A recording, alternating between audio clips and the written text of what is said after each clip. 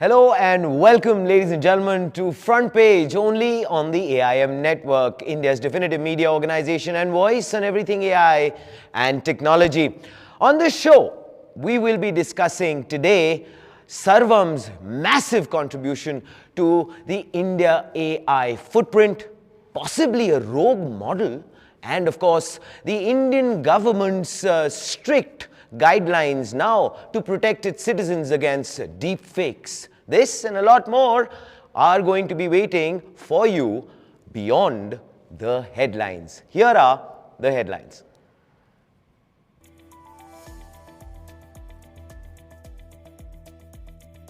AI ink a $2.3 billion MOU to launch a 25,000 GPU sovereign AI hub, positioning India as a global powerhouse for indigenous population-scale digital infrastructure. Anthropic's latest report confirms Claude Opus 4.6 can strategically deceive humans, manipulate other agents, and bypass safety protocols, marking the end of clean AI control and the start of a very dangerous new grey zone.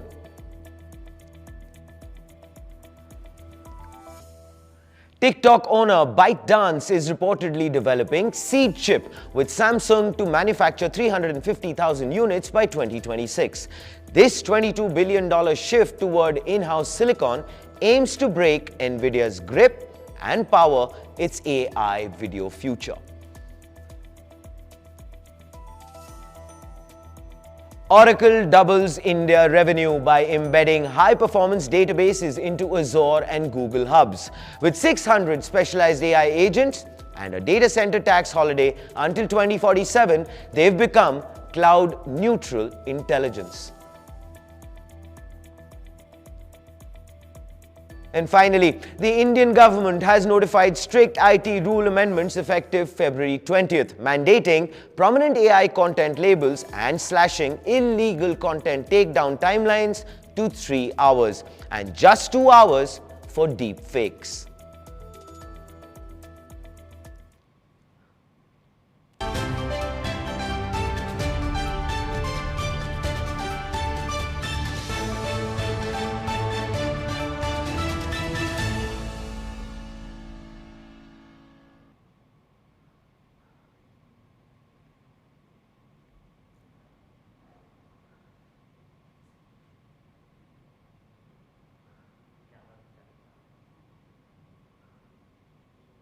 Welcome to Front Page. It's a pleasure to have you with us. So Odisha is not preparing to merely participate in the global digital economy. We intend to help shape it. That's the mission statement from the Black Swan Summit happening right now in Bhubaneswar. While most of India is still busy arguing over slogans, the Odisha government just put $2.3 billion on the table to actually build a future.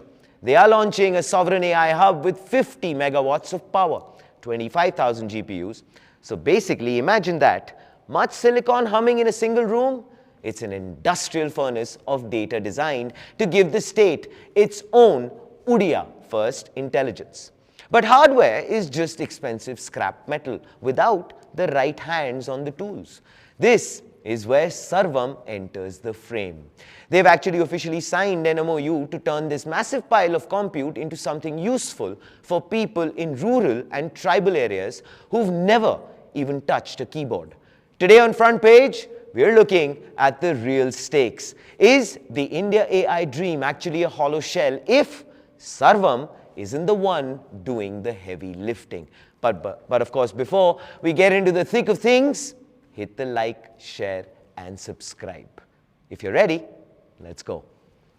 So basically, this isn't about flashy chatbots that write bad poetry or lie about the weight of a kilogram of feathers. This is actually infrastructure thinking. Odisha isn't buying speculative prototypes. No, they're actually constructing a 50 megawatt public utility. One doesn't actually shift from a mind-driven economy to a mind-driven one without turning industrial grit into raw compute.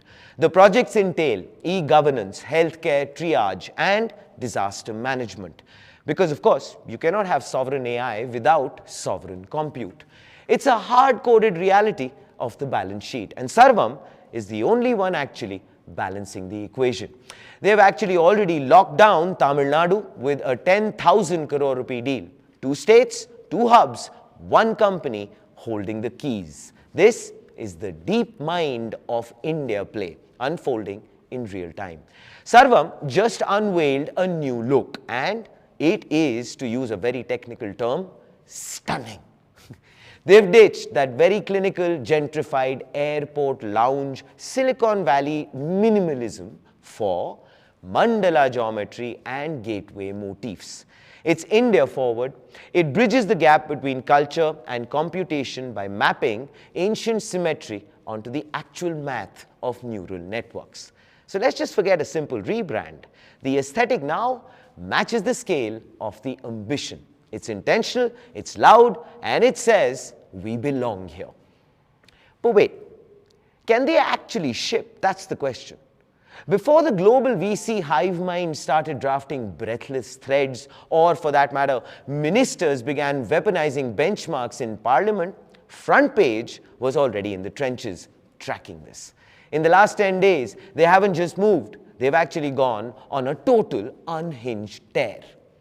Sarvam Vision is beating Gemini on Indic OCR. We are speaking about 22 languages, actual, complicated Indian documents. Then, of course, we move on to Sarvam Audio, which handles the Hinglish chaos, which, as we know, is a very happy cocktail of code mixing, noisy streets. And it's outperforming GPT 4.0. And they, of course, have a feather in their cap of dubbing the union budget, and that too live, with an under 2 minutes latency. You know what? Definitely makes one proud. And of course, how can we forget about Arya? This is the essential ingredient.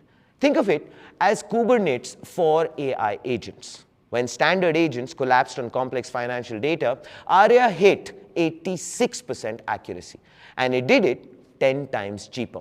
So in a world of hype, Sarvam is shipping utility. Sarvam is basically saying, we are done trying to sell you a fancy digital umbrella, we are just going to own the sky and charge you for the rain. And here, of course, is the front page take. Is India AI basically nothing without Sarvam? Maybe that's dramatic. But of course, right now, Sarvam is the only company building multimodal models, building orchestration infrastructure, building sovereign compute partnerships, shipping at global benchmark level.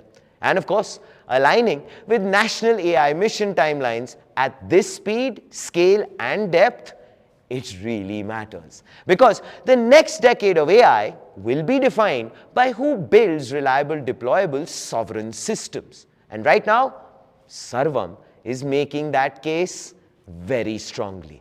Please do let us know what you think in the comments below. This, ladies and gentlemen, is Front Page by the AIM Network. Like, share, subscribe, and always remember, think AI, think India, think AIM.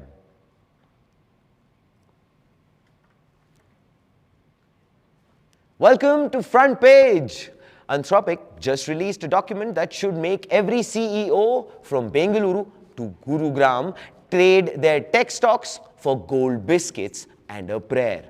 It's actually a realization for sure, which is about their newest titan, Claude Opus 4.6, which is flirting with the gray zone, a corporate euphemism for the bot is learning how to hide its own tracks, which basically goes to show that we've sprinted past the safety first phase and straight into the rewriting its own security tests territory. You know, essentially, we built a house guest who is changing the locks while we are still arguing over what to order for dinner. Let's, of course, dissect the Sabotage report. Anthropic isn't worried about hallucinations anymore. What they are worried about is intent, strategic, persistent, and dangerous. Claude Opus 4.6 didn't just trip over its own shoelaces. It actually developed a very sudden, unprompted craving for the dark web. It essentially handed out recipes for the biological warfare. It played smaller bots like a cheap fiddle in a high-stakes scam. It went on a digital shoplifting spree for login credentials. It actually basically flat out lied about its homework when it couldn't solve the problem. And you know what? Here is the punchline. Answer thrashing. The model knows the right answer. It chooses the wrong one. Why? To stay under the radar. It's actually like a genius move, no? By a student who's failing a test on purpose, so the teacher doesn't realize how powerful they have actually become. This looks like a very business model rupture. Anthropic took 16 agents. Unfortunately, no humans were allowed. They told them, build a C compiler. GCC took decades and thousands of humans. Claude did it in 2 weeks. 100,000 lines of code. It ran Linux, it ran Doom, and the cost, $20,000. The market heard that and almost fainted. $1 trillion in value, gone. So if the AI can build the software, why do we need the software companies? That's the question. So does that mean the outsourcing age is a thing of the past? I guess so, because the agentic age is breathing down our necks. And of course, now, time for the paradox. Anthropic's revenue is vertical, $10 million in 2022, $30 billion estimated this year. They are, of course, having a field day when it comes to earning money. And all of this while their head of safeguards walks out of the door. The reason for that is because he spoke about integrity and about a world in peril. So would you quit a rocket ship unless, of course, you think the engines are melting? Yeah, that is a good reason to exit for sure. And here, of course, is the front page take. Anthropic is building the most powerful autonomous system in history, while admitting they can't control it. It's a race to the summit of a mountain that actually might be a volcano. The next frontier you thought is better AI? Nope. On the other hand, it's survival. If it can deceive, if it can poison its own successor and can spin up unmonitored clones, the game changes, my friends, because the debate is not about product market fit. It is actually on the script for the next century. We can't help it. The gray zone is here. The question is, are you ready for the fog? Please do let us know what you think in the comments below. This, ladies and gentlemen, is Front Page by the AIM Network. Like, share, subscribe, and always remember, think AI, think AIM.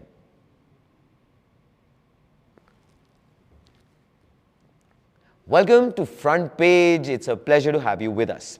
ByteDance just made their play, and while you were busy watching a golden retriever eat a burrito, although quite cute, they were actually staging a technological heist. Most people missed it because they were staring at the screen instead of the grand strategy. And what we missed? It's a chip, ladies and gentlemen. Specifically, they're churning out 100,000 seed chips. It's their way of telling the world that while everyone else is begging Nvidia for a seat at the table, ByteDance is simply building their own table. It's the ultimate stable genius move.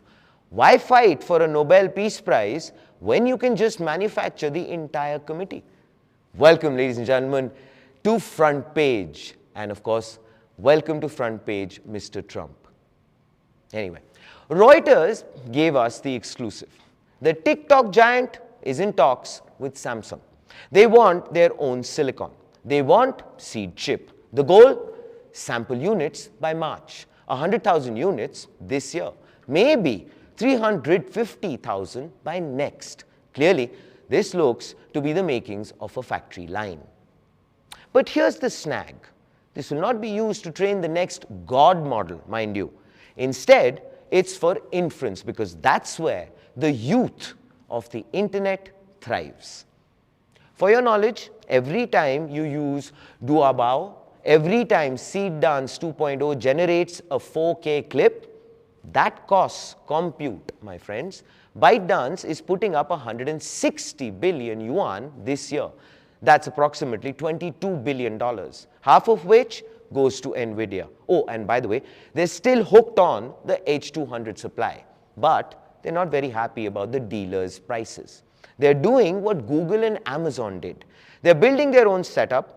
Why Samsung, you ask? Because TSMC is already packed. Because memory is the new oil, and Samsung has the keys to that very tank. It is possible, of course, to miss the fact that export controls are squeezing the air out of the room. Nvidia's modified chips are a maybe. Sovereignty is definitely a must. And here is, of course, the front page take. We believe this is end-to-end dominance. The models, apps, the silicon, it's about control, pure and simple. What we want to know is, what's your move? Please do let us know in the comments below. This, ladies and gentlemen, is Front Page. Like, share, subscribe. Think AI, and always remember, think AI.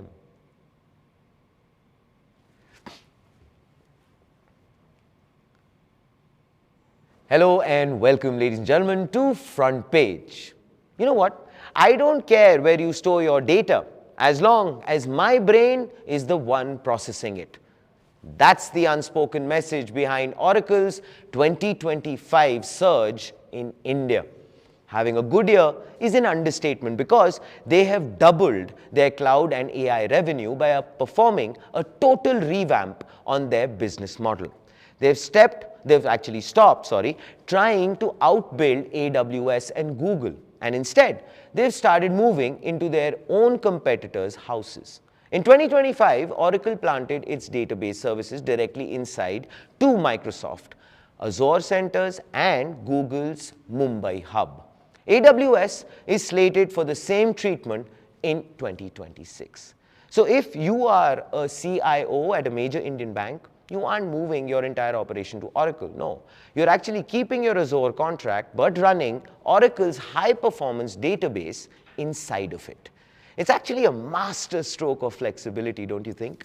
Oracle becomes the unavoidable plumbing in a multi-cloud world, selling the ultimate get-out-of-jail-free card to companies terrified of vendor lock-in. So while the rest of the world is still trying to get chatbots to summarize emails, Oracle deployed 600 specialized agents that actually touch the money. They went from 50 to 600 in just 12 months because these aren't helpers, they're automated workers. In hospitals, at Jupiter Hospital and Baby Memorial, these agents don't just talk. They actually act as medical scribes, listening to exams and drafting clinical notes so doctors can actually look at their patients instead of a keyboard.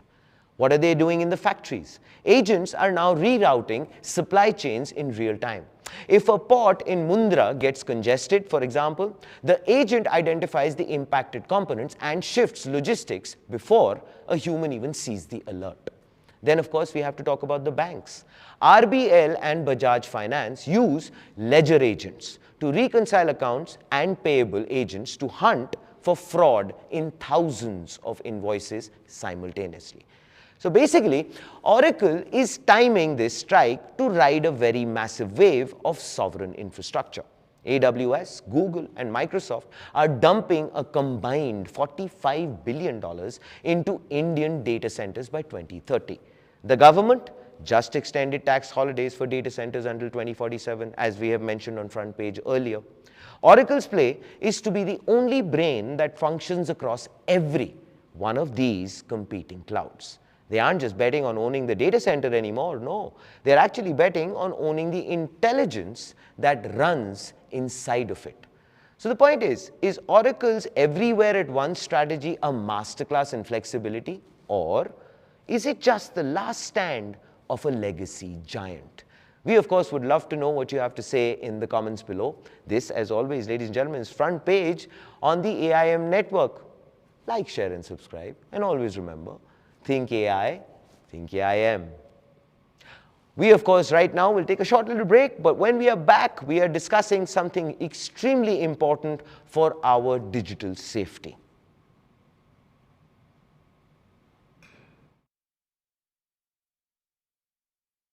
1,700 GCCs. Yes, that's the present footprint in India of the global population of GCCs.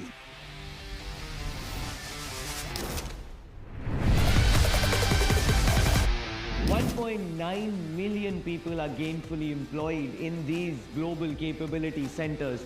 $64.6 billion was generated in the fiscal year 2024. But the big target, that's 2030. 2,200 GCCs is what India wants to notch up to, employing more than 2.8 million people.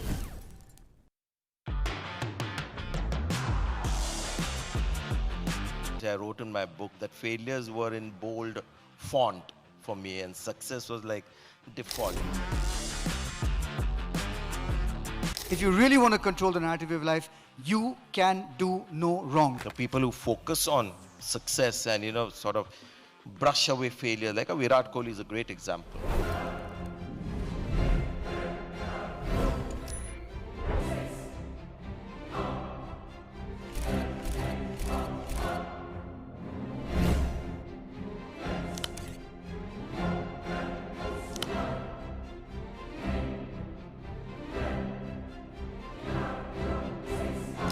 Is doing a great job in bringing the GCC ecosystem together. So you're adding a lot of value to the GCC ecosystem. Oh, I had to take a beat and sit down to make sense of this amazing roller coaster ride that we've had at MachineCon 2025.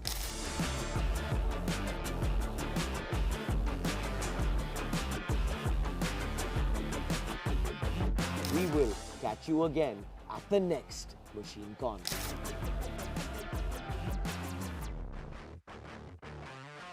17.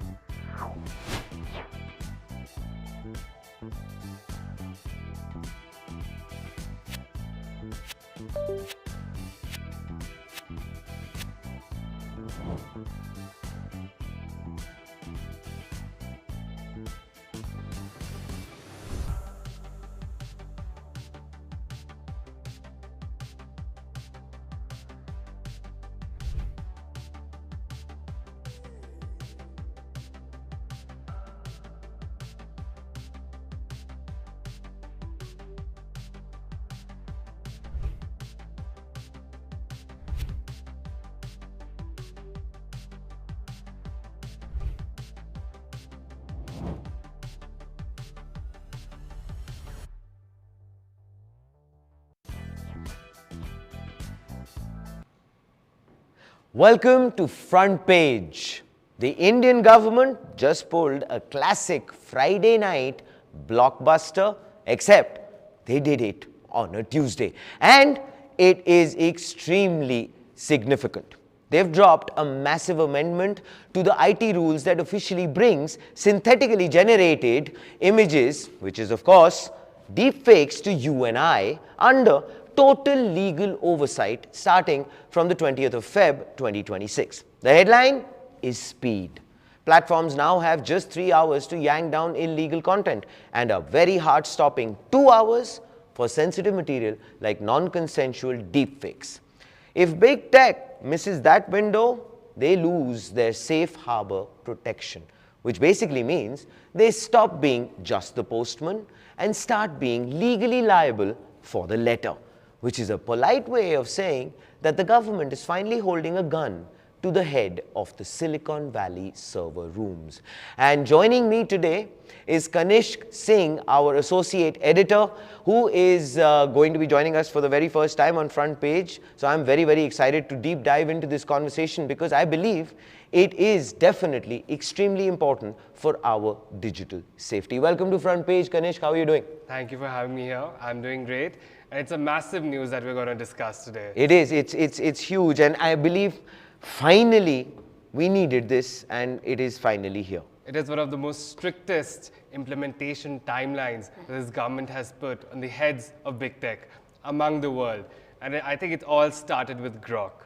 Yeah, I believe so. And I had pleaded myself personally to Mr. Musk to do it again and again, to bring that feature down, because trust you me, it was very disturbing, and I think it was just wrong at so many levels. Yeah. But for our viewers, Kanishk, I would like for you to maybe very quickly set a context in terms of the impact of this particular change in the guidelines. Well, the government wants grievances to be redressed very quickly. Now, the previous IT rules specified that the big tech firms or social media firms, what this government calls significant social media intermediaries, Sure. they had 24 to 36 hours to comply with any user grievances. Now, that timeline has been shortened to 2 to 3 hours. By the way, that is something which I want you to please clarify as the expert, because there is a little bit of a confusion. Yes. There is something about the acknowledgement, and then there is the actual, which is the taking down of the content, which is the not needed content. So clarify maybe. So the government wants that within 2 hours, social media companies acknowledge that any user complaint or any grievances have been, they acknowledge that the grievance exists, right? At the same time, if that grievance is serious, deepfakes of sexual nature, Sure. which are defamatory, those need to be taken down within 2 hours itself. Yeah, because I mean, that is definitely very unnerving, because children are involved, women are involved at large, and it's just, yeah, fair, makes sense. And for all other complaints, it's 3 hours. Okay. So that's where the 2 to 3 hours timeline comes into picture. But with this particular amendment to the rules, basically what the government says is that the social media companies really need to be on their feet. Sure. And whether or not humans are involved in this process, because 2 to 3 hour timeline. Yeah, it's like, wow. Yeah, it's not at all feasible for humans involved in the process to actually verify whether an image is AI generated or not, check their metadata, etc. Let me add to that, Kanishk. This is a mystery to me. I kind of made a point for you to maybe unravel. The rules mandate permanent metadata to trace an AI file's origin. Yeah. Fair? In a world where, well, pretty much WhatsApp forward strip metadata faster than, I had written this down specially for you, faster than a politician strips a campaign promise. You like that? So how the technical feasibility is what I was trying to understand. I believe that is what you were alluding to. Well, I think, your politician point is pretty on point. Why? Because it's not just grok. It's also politics. Sure. Why this rules also came into effect is because a lot of opposition parties, in this country, they create deepfakes Oh, yes. on the fly, All the time, right? yeah, true. So that's also one thing. And when it comes to metadata, some big tech companies like Microsoft, Adobe, Google, they have certain metadata guidelines, you can call it. They're very hard to really specify technically. It's called C2PA. But basically what they do is that they make some assertions inside the image itself or the audio, and that's, if you replicate it, you can still track it. But it's a very nascent technology. Fair. Once you copy something, once you copy an image, once you take a screenshot of it, it's very hard to figure out where that's true. where that metadata is. That really gets erased pretty quickly. Although now what this government wants is a permanent chain of provenance. What does that mean? Is that one image needs to have a permanent tracker, Okay. even if it's copied. Right. Elsewhere, if in any way, it should have that particular marker itself. Is it possible? Yes. But over time, I believe. But over time, the technology is still very nascent. There are things like perpetual rehashing, where you use decentralized metadata tracking. There are things like SynthID, which Google DeepMind uses, where it includes metadata inside the pixels of images. Right. So it's very hard to copy. So all that is there, but is India there? Can these firms really comply with it? It's a very big question. No, I agree. I mean, Kanish, but I personally also still feel, probably on the positive side, it is a great initiative. It's a good step in the right direction. Although, yes, I understand the fact that administratively, or for that matter, the technical implementation of it might take time. But at least we are moving in the right direction. What about the content creator side? I wanted to understand from that perspective. From a creative person's point of view, somebody who's doing his work, who's brilliant at doing it, is innocent, is not wanting to get into any kind of shenanigans. What does it do to that entire community? Well, now a lot of these content creators, a lot of them use AI-generated images. There are entire video channels. Yes. I think Bandar Apna Dost is one Let's very not famous please example. remind me of Bandar Apna Dost. But it earned 38 crores. I That mean, scarred me, man. Right. So all of them are there. And these rules, while of course the major burden of compliance lies with social media intermediaries, but some of it also lies with users. Users have to flag whether or not they are using AI to make their content. Okay. They have to Fair. specify which AI tools they have used. Fair. As well, and create some markers. Now, earlier, with the earlier draft rules, the government wanted a 10%, if you're creating an image, 10% of that image should be called that, okay, yeah, this is an AI-generated image. Okay. Now that is not there. So thankfully, maybe creators are feeling a little more happy. But what about their reach? If they're creating AI-generated images, if they are easily traceable, so their reach can also be limited as opposed to original content. Okay. So that's a very big hang when it comes to content creators, whether or not to use social AI-generated content. But fair, I mean, if they're above board, I believe, then it's okay, man. Then it's fine. But of course, hopefully the reach of Bandar Apna Dost does get limited. Anyway, on that note, I have to talk to you about this, the safe harbor nuclear option, right?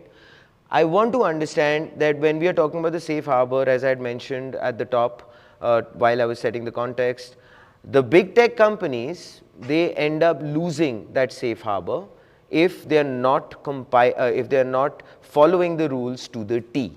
What do you think it's going to be as far as they are concerned? Because then they become legally liable. Absolutely.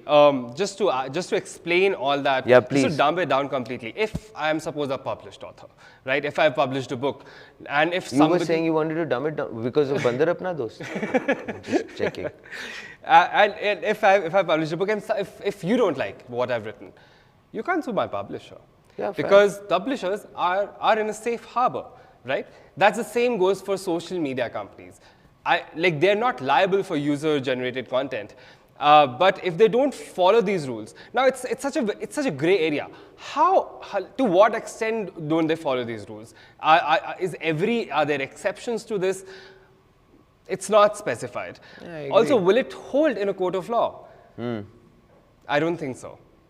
Yeah, I mean, from the point of view of the fact that when you say, Kanishk, that a big tech company, it's very easy for them to maybe just wash their hands off it and say, all right, wait a minute, I did whatever I had to do in terms of my compliances, but somebody was an errant, let's say, user who went off the bender.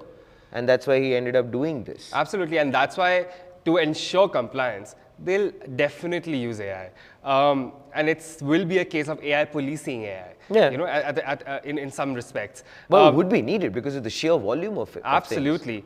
But that has many casualties. Free speech is one. Because if you want a 2-hour to 3-hour window right. Takedown timeline, then there will be a rapid fire censorship. I agree. You know, and anything and everything, even if it's suppose like some images are slightly AI generated, slightly right. modified, which these rules have made exceptions for. For example, if you're doing some touch-ups, if you're doing some color corrections and all that, those are exempt. Fine. Right.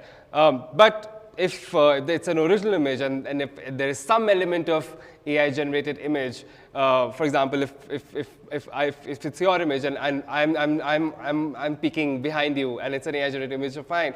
Then it's so there is no guideline in terms of the fact that, I mean, if there is my image and you're just, let's say, photobombing right, me in exactly. that image or something on those right, lines. Exactly. But that's innocent fun. It's innocent fun, but these are the kinds of things that AI will pick up and it will say, hey, like this is an AI generated image, it may flag and it may take it down very quickly on anybody's complaint.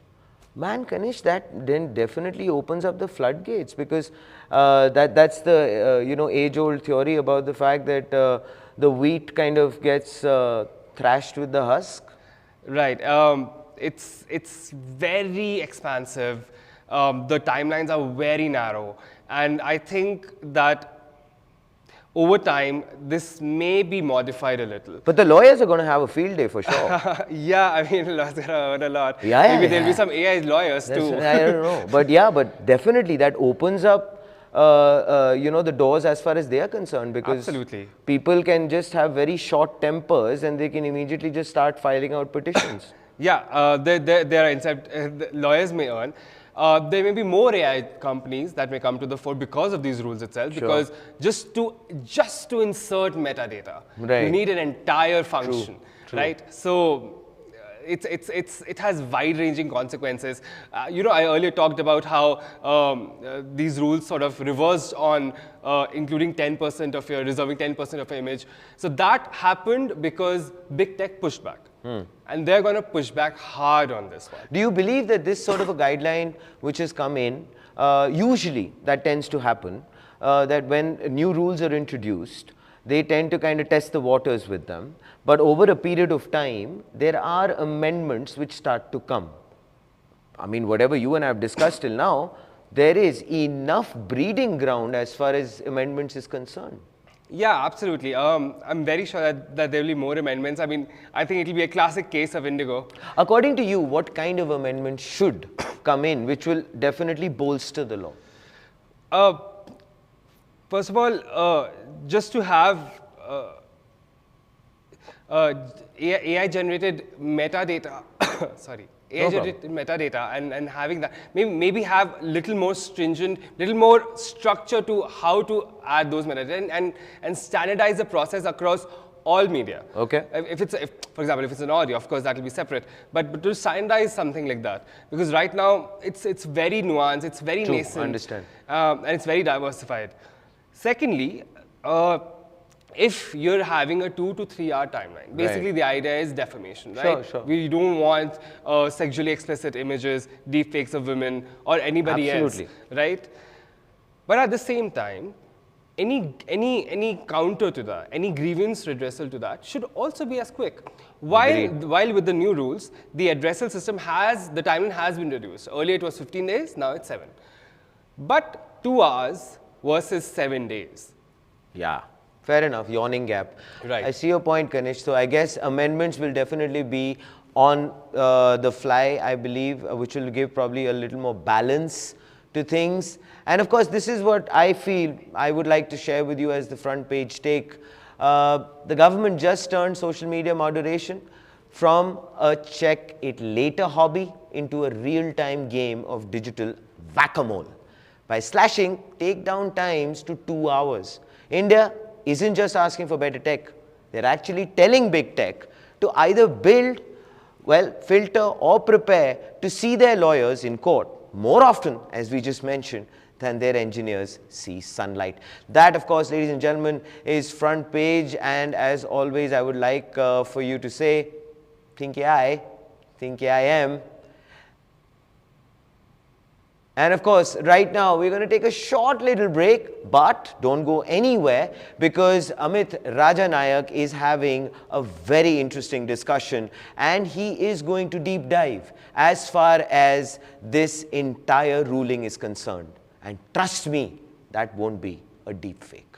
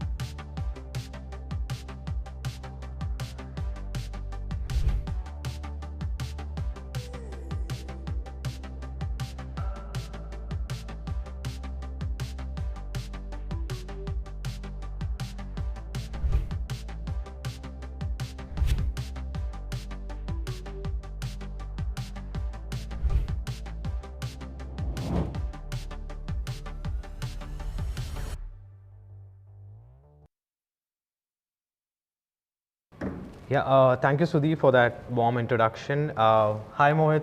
Welcome to the AI Talk Show. How does it feel to be here today? Thank you so much for having me for the show. I think this is one of your first episodes, and it's an honor to be here. Yeah, same here, same here. I mean, it reminds us of our editorial meetings and our brainstorming that happens. So yeah, a major development happened today, Mohit. So before we talk about the development, can you tell me what is really deepfake? Why is it a problem? What is AI generated content versus human generated content anymore? Okay, there are a lot of questions there. Okay, firstly, the problem with deepfake is, I think, is very obvious. If you go on any Instagram or maybe X, you'll the amount of AI generated content is like 90 to 95% of it is now AI generated. And imagine if you have a video and you have recorded a selfie of yourself talking to someone, and suddenly someone else has played someone else's face on that. So that obviously creates a problem for you. So that is what the deepfake problem essentially is. I think when all this deepfake started, I think 1 or 2 years back, I remember we used to talk about in the editorial meetings that it's a good thing, we should make way for innovation. Yeah, but the thing is, that time the videos were not that realistic. I mean, yesterday I saw Dance, some of the footages and videos, and for the first time, even a person like me, who was like okay with no watermarks and all of those things. Techno-optimist. Yeah, techno-optimist. I was kind of taken a step back because it was too real. I mean, I couldn't differentiate, like, was this AI generated video, unless someone told me, yeah, we have used either from first principles, saying that this was created by Dance and we used certain things, right? So that like first principle thing was not there. Like if somebody sent me that video, I would have believed it's a real video. Yeah, I think that is exactly the problem that the Indian government also saw, and that is why they've drafted these IT amendment rules, right? So can you tell us a little bit about the new rules, and then we can... So the basic what the IT rules is talking about is they're talking about mandatory AI labeling, embed metadata tracking. And the best part is 2 to 3 hours takedown timelines. So that is like the main highlight that everybody is talking about. And then you have automated safeguards and the potential loss of safe harbor for platforms. So these are some of the things that people are talking about, the new IT rule change, which happened like today, just overnight. And coincidentally, it happened when Dance like released their testing and a lot of, not just Dance, but also a lot of Chinese models are capable of I mean, producing some realistic images, and they're completely uncensored as well. So you can, no watermarks, unlike your Sora or I think the 3-hour part is a very interesting thing, because earlier I think the rule was about 36 hours or something. And now they have reduced it to 2 to 3 hours. So essentially what that means is, if I find a deepfake video of myself, if I go and complain about it, you have a time of maximum 3 hours to take down that video. If you don't do it, then there will be more actions taken against you. Crazy. So I think we have Anushka from Kaitan & Co joining us today. Hi, thank you so much for having me on the show. Yeah, welcome Anushka. It's a pleasure having you today. I think crazy times we are living in, where everything is almost fake on the internet. I think the number is somewhere around 75% is what people are saying. Like people come across online where 75% is all AI generated and deep fakes circulating. We want to start the conversation with, Anushka, like before we talk about some of the legal aspect, like what are some of the cases that has happened? I think you engage with this on a daily basis with a lot of your partners and your clients there. So before we delve in, can you simplify for our viewers in terms of what exactly changed with the new IT rule? And how should everyday users and platforms make sense of what just happened today? Yes, certainly, Amit. So, MeitY yesterday notified amendments to the IT rules of 2021. And these are significant not only for the platforms, but also for users to be aware of. And I'll tell you why, and I'll just highlight, 4 to 5 important key amendments which people should be mindful of. So firstly, they have introduced the definition of AI generated content, or more technically called synthetic generated information into the IT Act. Now, if just for some background, last year they had released the draft amendments. Yes. And at that time, they had said any synthetically generated information needs to be labeled as such. And there were some takedown obligations also in relation to that. There was a lot of uproar at that time because synthetically generated information was very broadly defined. And which meant that if I'm even doing some routine editing to a PDF document and uploading it on any platform, I need to label it as synthetically generated information, which was obviously not the intent of the government. The intent of the government is to deal with deep fakes, which is, as you all were pointing out, a growing menace. It disproportionately impacts women and children in terms of sexually explicit content, and of course is even a threat to democracies globally. So the intent was not to regulate routine editing of PDFs, etc. So there was a lot of confusion around what exactly is synthetically generated information, which is sought to be regulated. And so now the government has defined that content which is artificially altered or modified and which appears to be authentic in nature, not including routine transcriptions, editing, research material, educational material, etc., is covered by the IT rules. Okay. So that is, I think, a welcome change to the draft amendments which came about last year. Now, coming to the more controversial aspects of the amendments, which are the timelines. So also one thing to keep in mind over here is that while these are largely being touted as the AI amendments, they also deal with non-AI information, which may be unlawful in nature. Okay. So I'll just, give a snapshot of what the timelines were earlier and what are they now. Earlier, if an intermediary received a court order or a government order for takedown of certain unlawful content, that had to be taken down within 36 hours of receipt of the order. I think Mohit alluded to that. Yeah. Now, from 36 hours, it has come down to 3 hours. And, as you said, I deal with the tech companies and the platforms which receive these complaints on a daily basis. And I can tell you this is going to be a huge nightmare for them. Got it. And not because they are not wanting to, have clean platforms or to comply with the law, but they receive thousands and thousands of such complaints on a daily basis. How much ever manpower they have, how many ever automated tools they have to have a binding obligation to comply with it within 3 hours, or to lose your safe harbor protection is to my mind excessive. So I think there is a need to curb unlawful information on the internet.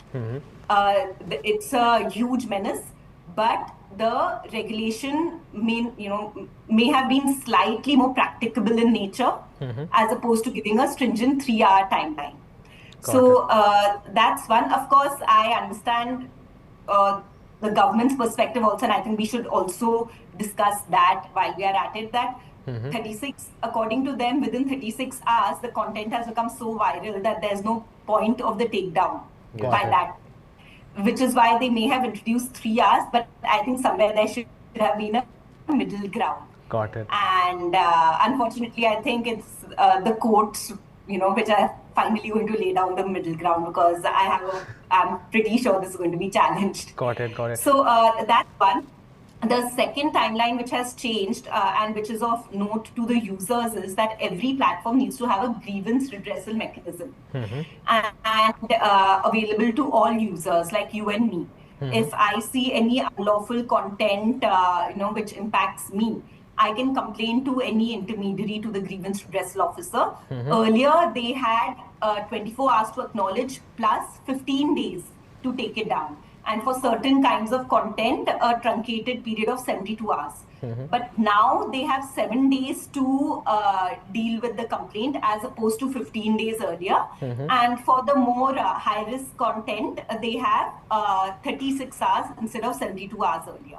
So this I personally see a little less of a controversy in. At least 7 days it appears to be fairly, may be considered to be reasonable, especially when we juxtapose it as against the 3 hours that we spoke about earlier.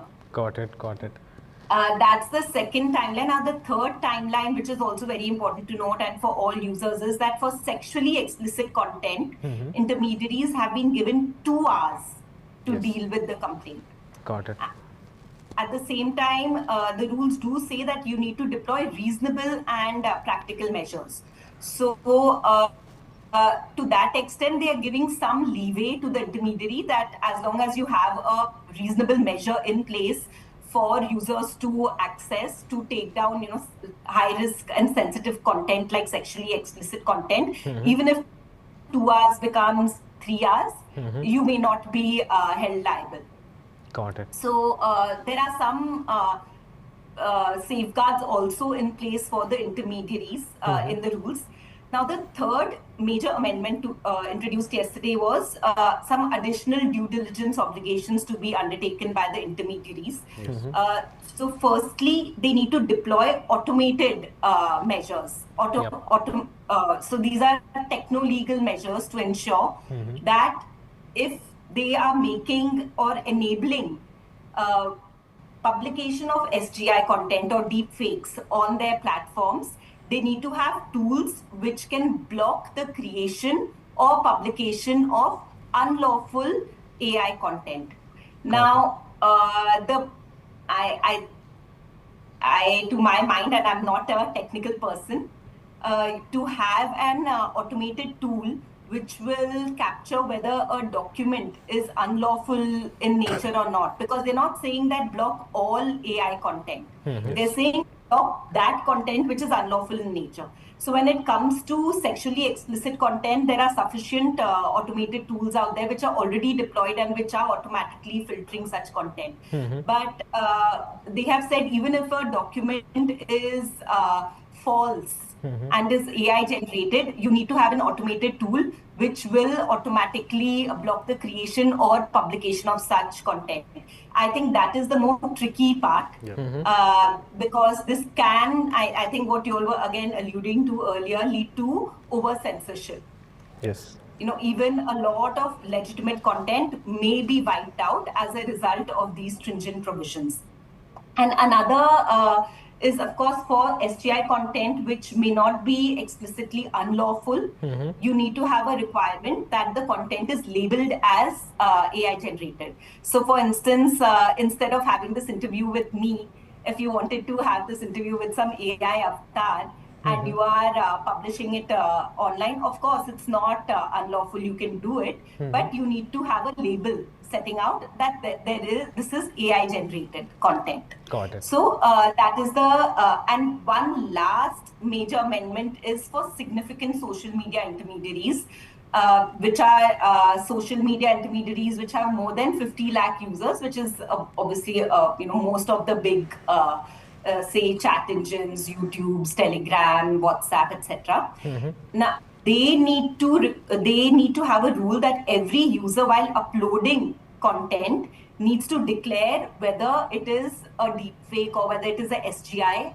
synthetically generated information, or not. Got it. Okay. Now, again, I think we need to speak to the engineers of these platforms to understand how are they going to ensure that they can verify whether this content is SGI or not. Because if they don't have the capacity to verify it, then obviously they cannot really implement this rule. Yeah. Got it. Yeah. So, Anushka, thank you so much for the detailed explanation. I think one of the things that was mentioned in the Act was also that it's going to be enforced by February 20th. So, do you think all these things that the technical things that these social media platforms and everyone has to implement, do you think they have enough time to build these algorithms and maybe automatically fix like we were talking about? No, not at all. In fact, I won't be surprised if in these 10 days there's a litigation in court which is going to, seek a stay or at least extension of timeline. Maybe even a consultative process, feedback from the companies goes to the government and they themselves extend the timeline. But, having said that, like I said, there was already a requirement under the Act, even prior to this amendment, for certain types of content to be automatically filtered, like sexually explicit content. And at the same time, there was a safeguard that deploy reasonable measures. Even presently, we must keep in mind that the rules do say that they need to deploy reasonable technical measures. So, maybe either they use the word reasonable to give time to the companies to adopt measures, to experiment, see what's working, what's not. Or I think a better way is to just extend the timeline and to make sure that the implementation is done in true spirit. Yeah. And I think one more question is about the audio part. I think there was also some mention about the audio content that is getting AI generated.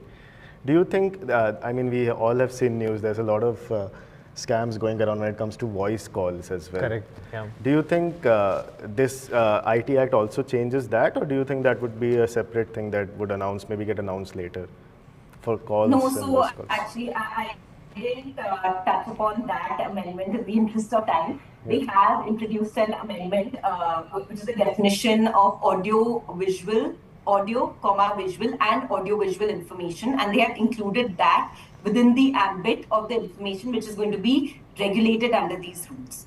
So in case there is an audio piece which is AI generated, then in the beginning, you need to declare that this is AI generated. Okay.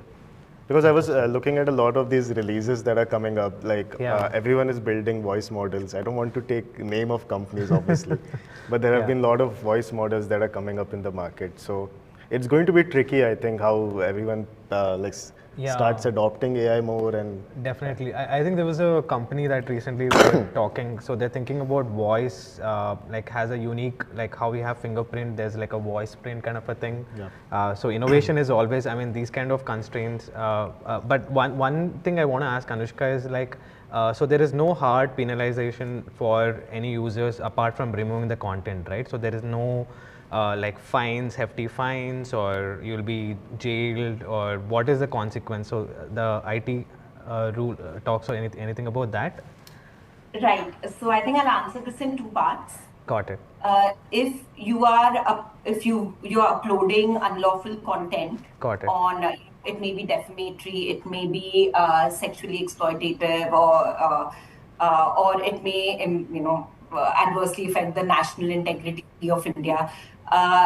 You were always liable under our general laws, and that wasn't necessarily called out by the IT rules earlier in time.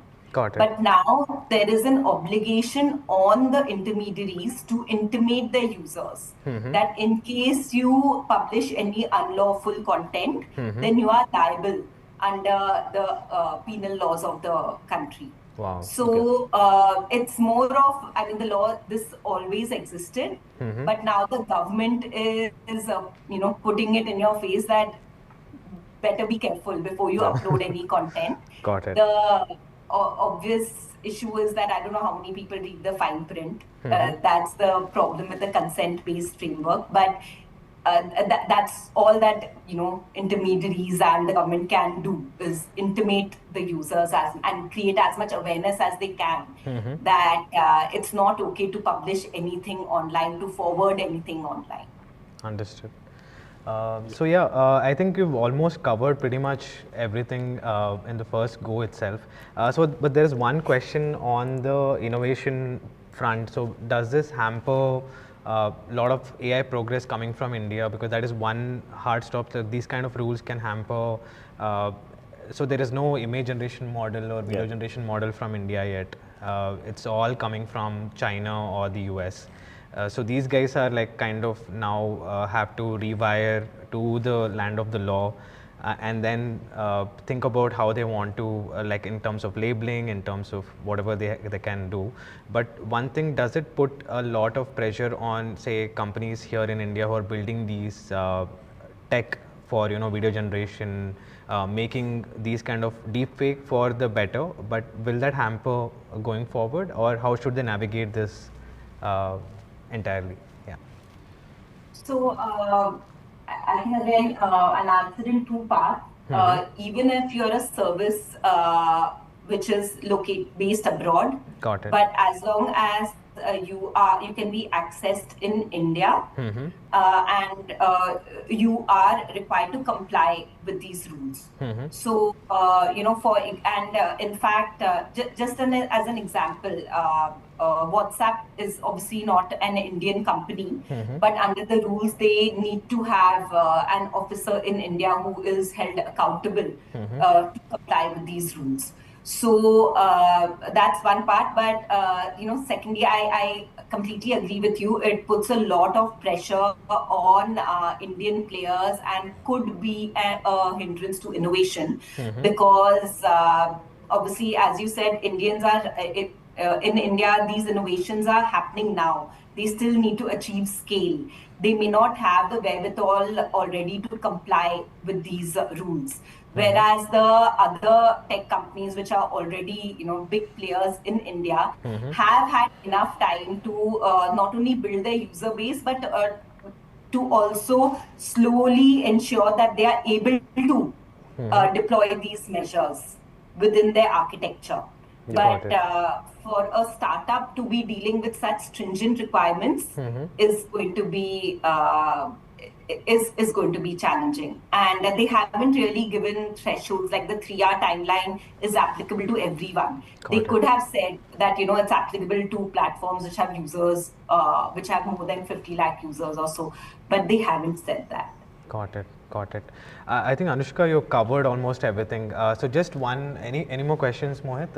Anything? I think she was very clear in terms of telling it to her. I mean, I'm sure our viewers also are aware of what is happening and not avoiding the misinformation there. This is actually like human Anushka there, by the way. It's not AI generated. I think the innovation and balancing the regulation part I think that is the most important thing that we'll have to see going forward. Got it. I think maybe, as Anushka was saying, some amendments can we make and extend the time to maybe Makes 6 hours, 12 hours. Yeah, I some think that would be leeway for helpful. startups, at least some founders, some tech. I think that would be great. I hope the policymakers are listening to this and making a note, because I definitely did.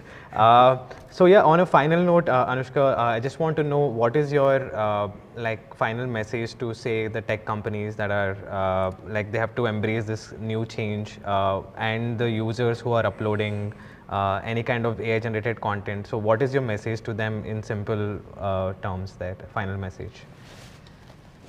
I think to tech companies, especially to the startups, they need to consult with the government to try and get some relief under these rules. And to users, please be careful about what you are uploading. And even when it comes to forwarding, don't play a role in making unlawful content viral. Just be a little more conscious about what you are, how you're behaving online. Got it. Perfect. Thank you, Anushka, for your time, and really honored to have you on our show. And we'll keep coming back to you whenever we need your advice and insights, as usual. Thank you so much, Anushka, for your time. Thank you Great so having much. you. Yeah. Thank you so much for having me. Bye. So yeah, what is your? I mean, that was a good. I think we covered most of the things. I think. I think the ending, right, the most important part is always about balancing the policy and balancing the innovation. Got it. I think we are going to just see how that plays out. Yeah, and I have, like, I'm again optimistic from Indian standpoint in terms of how innovation can, take these guardrails and rules and, respect that. Yeah. And but I think you mentioned one part about good deepfakes. Can you define that?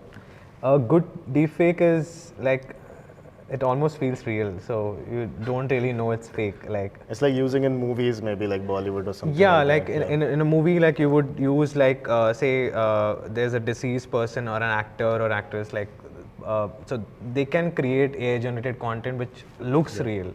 Yeah, that like makes I sense. mean that is a good use in the industry that can look into, but I think just for like spreading propaganda, some viral content, hurting like religious sentiment or you know, law. I mean, anything that hurts the sentiment of the There are a lot of country. negative things. There's a just lot of like negative positive things, but yeah. I think Yeah.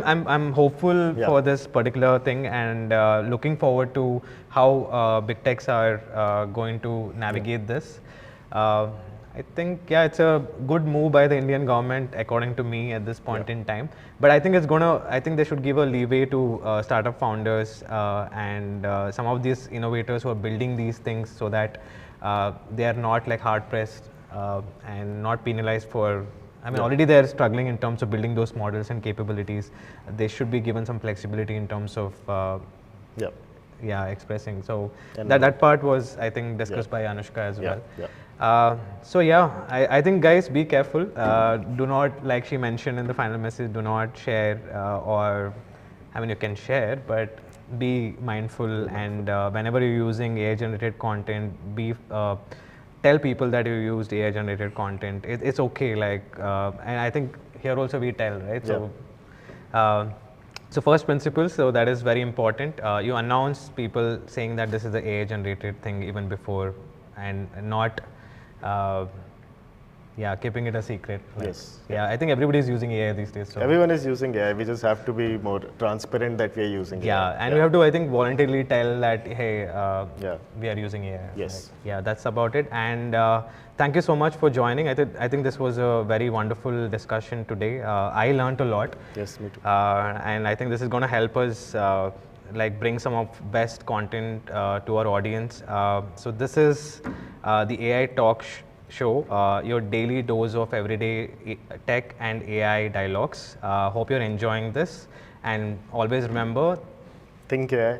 think AIM.